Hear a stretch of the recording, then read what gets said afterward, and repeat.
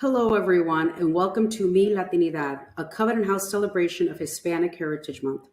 I'm Susan Reyna-Guerrero, Executive Director of Covenant House, Illinois, and a proud first-generation Mexican American. I'm so excited to host this conversation and, together with our guests, really get into what Mi Latinidad means for each of us, our communities, and our country. Thank you so much for joining us. If you are a longtime supporter and friend of Covenant House, you know that our house in Chicago is one of 34 Covenant House sites across the United States, Latin America, and Canada. In fact, our house in Guatemala was the second Covenant House site to be established after our flagship site in New York City, so we've had an international presence for over 40 years. For those of you who are new to Covenant House, let me tell you a little bit about us. Covenant House welcomes young people facing homelessness and survivors of human trafficking across 6 countries, where our doors are open day and night around the clock. Here, young people find a community of relentless support, unconditional love, and absolute respect, however they identify. Our high-quality programs are designed to empower them to rise and overcome adversity now and into the future. Over the last fiscal year, Covenant House provided young people 730,000 nights of housing. Each night, 2,000 youth slept in a Covenant House bed, and we reached nearly 43,000 young people across all of our sites. At Covenant House, nearly 1 in 5 residents of our U.S. and Canada homes identify as Latinx, so the celebration of Hispanic Heritage Month is really meaningful for us. Many of our young people have been overlooked, ignored, and hurt physically and emotionally on their journey through life. When you're unhoused and of a different color, your hair is different, you dress differently, you have tattoos, any attention you get is often more negative. Our Latinx youth often straddle 2 cultures, that of their Latinidad and that of their non-Latinx peers. The former may be filled with familial and cultural expectations around dress, family obligations, and sexual and gender identity. How does a young man tell his parents, no, I don't have a girlfriend, and I'm never going to have a girlfriend, or I'm trans? Hispanic culture is not alone in stigmatizing youth who identify as LGBTQIA+, but the stigma is significant in our families and extended families with old school values. These cultural expectations add another layer of dilemma for the Latinx youth who seek shelter at Covenant House. These youth can't ignore the political climate either, where because of their age or because they look too Latinx, they may automatically be assumed to be undocumented immigrants, even if they are neither undocumented nor immigrants.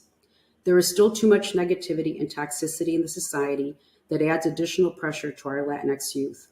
In some cases, the youth may be undocumented, and we strive to support them wholeheartedly as well.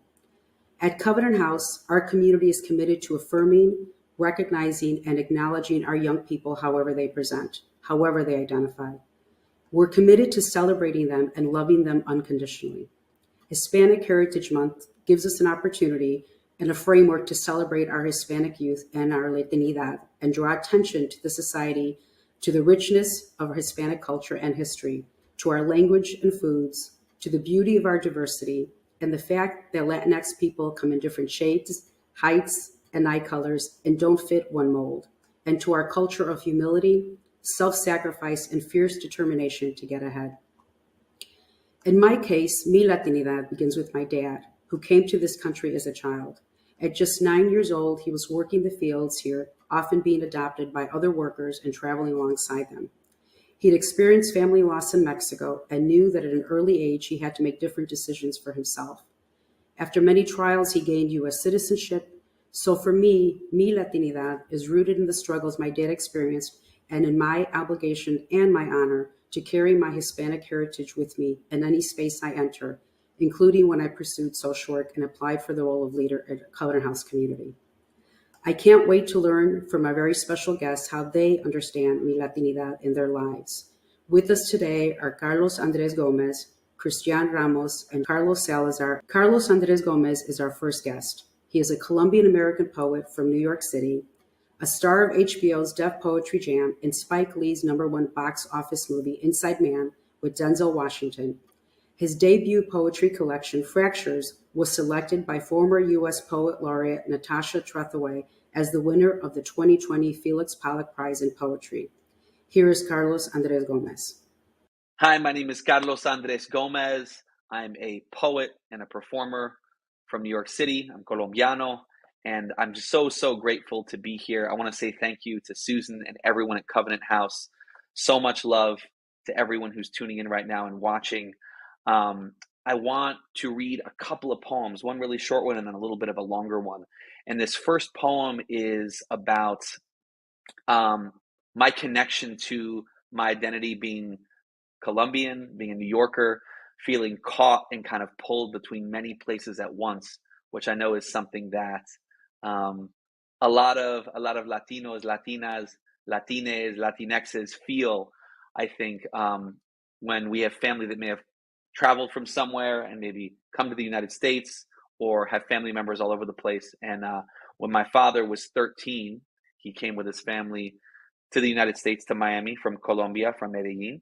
And this piece is called Mi Gente. And when I say Mi Gente is New Yorkers, it's Colombians, it's all people who embrace Latinidad, it's whoever's tuning in right now. It's a big group of people that belong and are part of my network of Mi Gente, which is you, which is all of you that are tuning in. And this is a little snapshot about me. I'm from many places and nowhere. Ni de aquí, ni de allá. Siempre gringo en Bogotá. When I landed stateside at 7, I was the immigrant son. Now my daughter and son weave new maps across diasporas. Too many primos to keep track of. We joke in Spanglish with family often not defined by blood. My abuelita referred to anyone she met as mijito or mijita, even on the hard days we celebrate.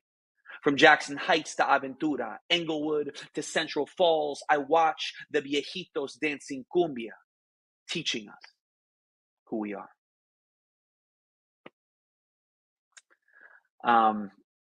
I have one more poem, and this poem is for all the amazing siblings out there. If you have an amazing sibling, if you are an amazing sibling, clap for yourself, clap for them. I have an amazing little sister, and her name is Maya. I call her Mayita. So I remain a stereotypical Colombiano, right? Everything's ito and ita, everything's cute and sweet and endearing. Dame un vasito de agüita, right? And so Mayita and I have a huge age gap. We're actually 15 years apart. So I'm 15 years older than my little sister. And when she was 11 and I was 26, she taught me one of the most important lessons of my life. And at the time, she was struggling with reading and writing, and she was struggling in school. And she found out for the first time how old I was when I learned how to read. And I don't know if any of you had this experience, especially if you have a younger sibling or someone in your life that might be younger, and they think that you haven't been through what they went through. And they say, you don't know what it's like to be 11 or 13, and it's hard for them to imagine that you had to have survived 11 or 13 to get to where you are at 26 or 40 or 20 or whatever it is, right? And, so I told my little sister, I said, she was struggling and she was having a hard time. And I said, I can relate to that. She's like, you can't relate to this. You're a writer and you're a poet. You never had these struggles that I'm having. And that's when I told her for the first time about how old I was when I learned how to read. I was a very delayed reader. So I didn't learn how to read until I was 9 years old. And I don't know if you have anything in your life that you still carry with you that you maybe think that you've dealt with or it doesn't affect you anymore, but then something happens and suddenly you feel like you're 8 years old again, not knowing how to read or something like that. And that's how it felt for me in that moment. And I realized that I still carried all this shame and embarrassment about struggling with reading and struggling in school. But when I shared this with my little sister, this reaction she had, this big smile came over her face. And she felt seen and loved and affirmed, which was so different than the look that I didn't realize was on my face, which was an expression of shame and embarrassment and humiliation. And she called me out on it. She was like, Carlitos, why would you be embarrassed about learning to read when you were 9 years old? You're a professional writer. Your whole life revolves around writing. You should tell every audience that you're in front of that you didn't learn to read until you were 9 years old, because what if there's someone in that audience that wants to be a poet or a novelist or a playwright or a journalist, but thinks they can't because of how old they were when they learned how to read? And I was like, okay, 11-year-old. Did any of you have like a younger sibling, niece or nephew, child maybe, grandchild, who's very obviously an 8,000-year-old abuelita posing as a young person? Y'all have that person in your life, right? They're like, I'm 6. I mean, you're 6,000 years old, kid. Don't lie to me. So this second poem is inspired by my little sister Maya, who, as you now know, is also my 8,000-year-old abuela.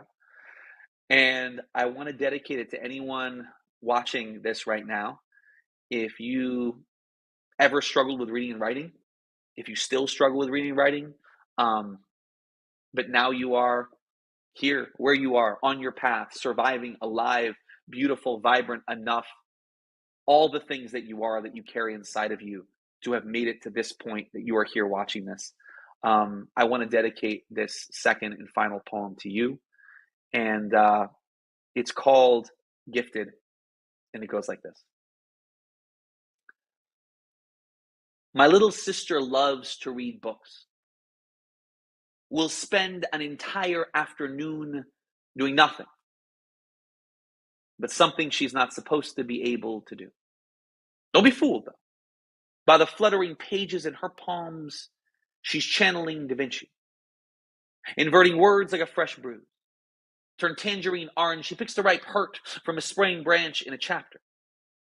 And we both hear Albert Einstein's words echo up from the floor. If you want your children to be intelligent, read them fairy tales. If you want them to be more intelligent, read them more fairy tales. My little sister Maya likes to read fairy tales. Has always loved fantasy. It's where we built her playground. She is Leonardo minus the mirror to gears. For people to read what everyone thought was Da Vinci's own invented language when all he did was just write backwards. And just like Einstein and Leonardo, Maya has a gift. Some don't think so and call her dyslexic. She is a genius too. Coded like the paragraphs her potent mind distills. But while kids repeat monotone words from a teacher who might as well be a cartoon parrot, or a doll's audio recorded voice, or a hooked on phonics tape acting as a babysitter while kids stuff their mouths with dull letters and muted sounds, Maya is in a daydream. They try to beat her down with a 4-letter acronym baton, but she's too busy directing the orchestra with her magic wand, a symphony of mixed chlorophyll-tinged pastels, constellation framed with songs of a summer breeze-drenched field. Maya's dancing in an open clearing in the woods, scrawling out recipes with Mozart in sweaty rooms of overcrowded notes. She calls it a curse. I tell her it is a gift. There is nothing wrong with you, Maya. She asked me who with dyslexia has ever really done anything besides this Leonardo da Vinci or Albert Einstein. And I answer, well,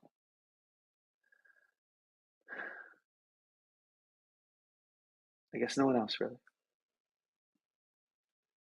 I mean, besides Pablo, Picasso, Anne Bancroft, John Lennon, Auguste Rodin, Ansel Adams, F. Scott Fitzgerald, W.B. Yeats, Agatha Christie, Muhammad Ali, Maya. Your mind is a gift of greatness. I'd rather see the page like you. Imagine all of the possibilities at once, the paragraphs unhinged, each sentence released by the first hinted promise of a word. It's promise to make us free.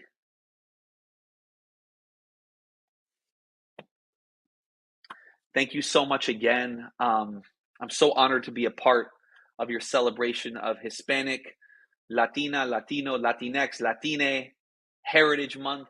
When I think about what mi Latinidad means to me, it means being part of this vibrant, eclectic, beautiful collection of people with complicated and intricate histories that we share, where, like I spoke about in that first poem, where even when things are really hard, we find ways to celebrate in the midst of that And I think about the legacy of Mi Latinidad is knowing that we can always find ways to curate joy, even when things are challenging, even when things are terrifying, even when things are uncertain. I feel like so much of my identity is tied up with us finding ways to remix things. In one of my poems, I say, um, knowing how to remix the wreckage. And I think about even the ways that, we can flip between Spanish to English to Spanglish, the way slang operates across all these linguistic boundaries. I think that's so beautiful. I think that's so beautiful. And I hope that you feel beautiful for all the things that you are. And I hope your Latinidad is part of that, because that's how I feel. And with that said, I want to pass this along to the next Carlos, mi tocayo, Carlos Salazar. Thank you so much. Have a wonderful day and week and month. And I'm sending a lot of love your way. Thank you again, Covenant House. Hi, thank you, Carlos, for that intro. My name is also Carlos. I am a Covenant alum from about 20 years back. I wanted to mention about what my Latinidad means to me. It's really important to me to be able to see myself and my history, to see where my family and my ancestry has come from, to see how hard my dad had to struggle to escape civil war in El Salvador, how hard my mom had to struggle to make it here in this country coming from Mexico, and how hard they had to struggle together and as a family, broader family. For me, that was their history, their experience, but it wasn't just about struggle. It was also about success. It was also about perseverance. It was also about unity. It was also about delicious food. There were so many things that kind of kept us going. And to me, my Latinidad involves all of that, from the struggles to survival to thriving and succeeding. Seeing the new paths that we've never taken before. One of the things for me was Covenant House gave me the opportunity to get my first job in my career, which was in animation. And I got to do desktop support for an animation studio that Covenant House got me the interview for, and they liked me and they hired me. And I've been working in animation ever since for over 20 years. To me, I got to see that we didn't just have to be laborers. I was from a blue collar family. We didn't have to just work hard, work 2 jobs, work weekends. I could be in a silly world where my talents, my natural talents, my abilities of logic and math that I enjoyed so much, I could do something with them. And it wasn't just about being a part of a world outside of my community. It was more about bringing that world back into my community. I loved that I could then share with my cousins, with my friends, with my neighbors about, hey, there's this new opportunity we didn't even know about.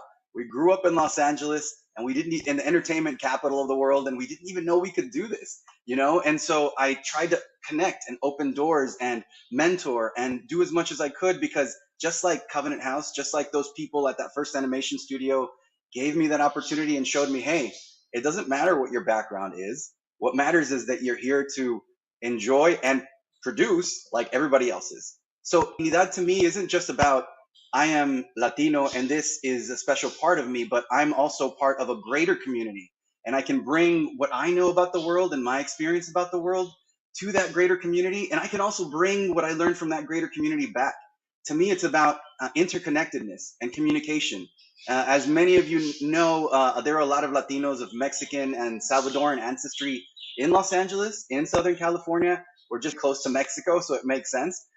But Latinos come in all backgrounds, all religious backgrounds, all ethnic backgrounds. I mean, all shades of our melanin, of our skin color, all colors of eyes and hair.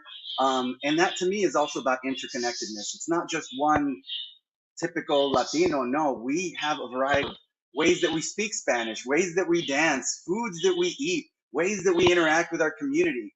And not only bringing that to a world of animation that didn't have that much representation when I started over 20 years ago, and seeing that representation increase to where we have even things that are typically maybe historically Latin stories that are being told now to new generations, but with broad connections because we're all human. It all basically boils down to us being human.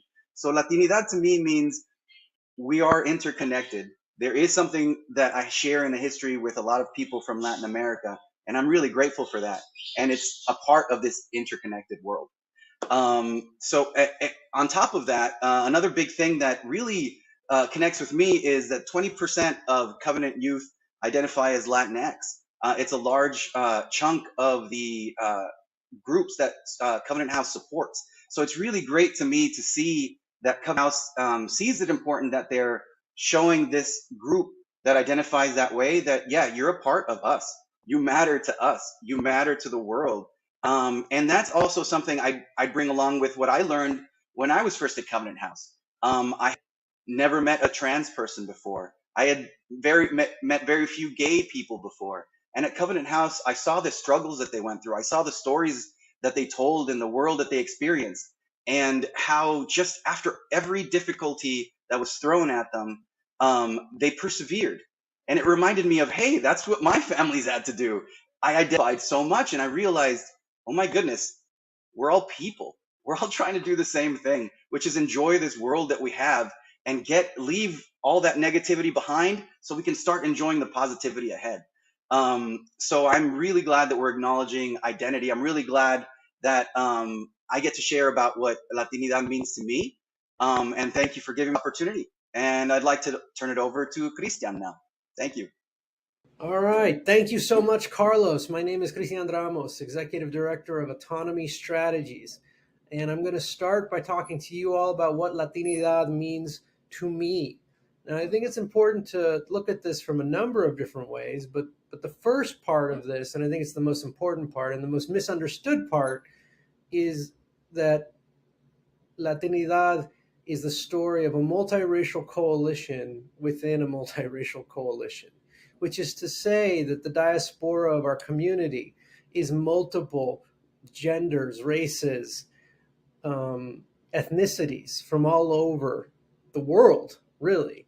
And I think that you have to look at it within that context to really understand what it is to be Latino or Latinx.